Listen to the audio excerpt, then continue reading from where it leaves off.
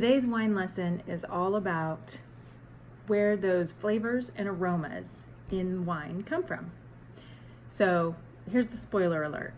Wine is made from grapes. That's it. So you may still be wondering though, why do people talk about stone fruits and barnyard and pencil shavings? Are those things actually in the wine? If not, how do I taste and smell them? Well, there are three different possible explanations for flavors and aromas that people detect in wines. One reason is simply the type of grape. So grapes are available in a wide variety of types, just like apples. So if you think about apples, they all taste like apples. But if you were to go side by side and compare a Granny Smith with a Fuji with a Pink Lady, you would notice subtle differences. And in order to kind of describe those, you might talk about things that unique flavor reminds you of other than apple. That's all we really would do with wine as well. So the grape that makes Chardonnay, which is called Chardonnay, and a Pinot Noir grape, for example, they're just different grapes. They're both grapes. They're going to taste like grapes, but they have some unique characteristics. So typically when you taste a Chardonnay, there will be some specific things about that will cross over from whoever, no matter where the grapes are from, who the winemaker is, etc. So some of those basic flavors and aromas that you can detect come from the type of grape that is being used in the wine.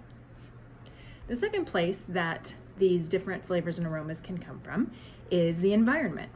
So we're talking about the environment where the grapes are grown. And so this can be influenced by things like the type of weather in that region, the type of soil in that region, the type of things that are planted near the vineyard.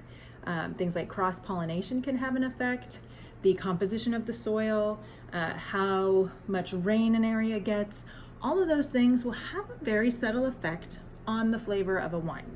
So those types of things tend to be a little bit more on the advanced end of what people can learn to detect and therefore help identify a wine. Like, for example, if you're not told what you're drinking and you're poured a glass, if you know the varietal characteristics and you know the regional characteristics, you can often guess what type of grape it is and where it was grown. So again, pretty advanced stuff, but that's another place where flavors and aromas can come from. The third place is a little bit easier to detect a lot of times, and it's the winemaking process itself. So first of all, things like how long the wine is aged, or how long it's left in contact with seeds and stems and skins as it goes through the process.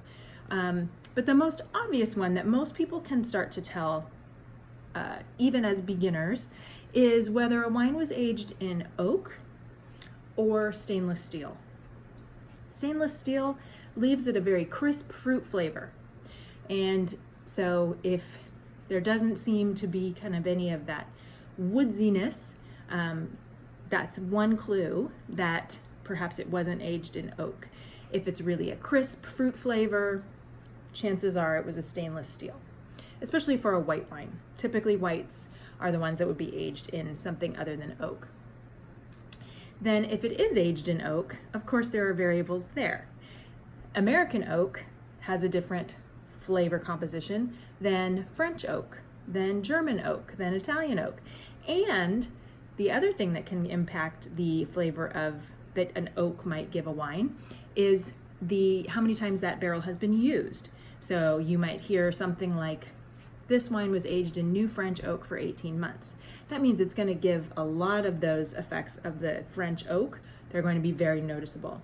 Or they might say was aged in neutral French oak, meaning it's been used many times and the effect of the oak is actually going to be more on the body of the wine more than maybe the flavor of the wine being sort of oaky, or sometimes you'll get more of like a vanilla type of a flavor or aroma from oak. So those are just three kind of simple reasons why different wines have different flavors and aromas. But what I want to point out as the most important part of all this is the way I like to describe the flavors and aromas in wine is I would like to tell people to think about, what does the wine remind you of? Not what does it smell like and taste like. It should smell and taste like wine, right? So beyond that, what does it kind of remind you of? And that kind of takes the pressure off. And the other thing that that means is that there is not a wrong answer. So what does this wine remind you of?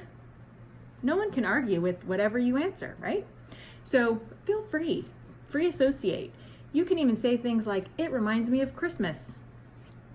It might be because, again, that wine was has some sort of earthy characteristics that kind of remind you of cutting down a Christmas tree, or it might be that that wine has sort of that almost like a chocolatey, vanilla-y kind of a flavor at the end, and that kind of reminds you of Christmas.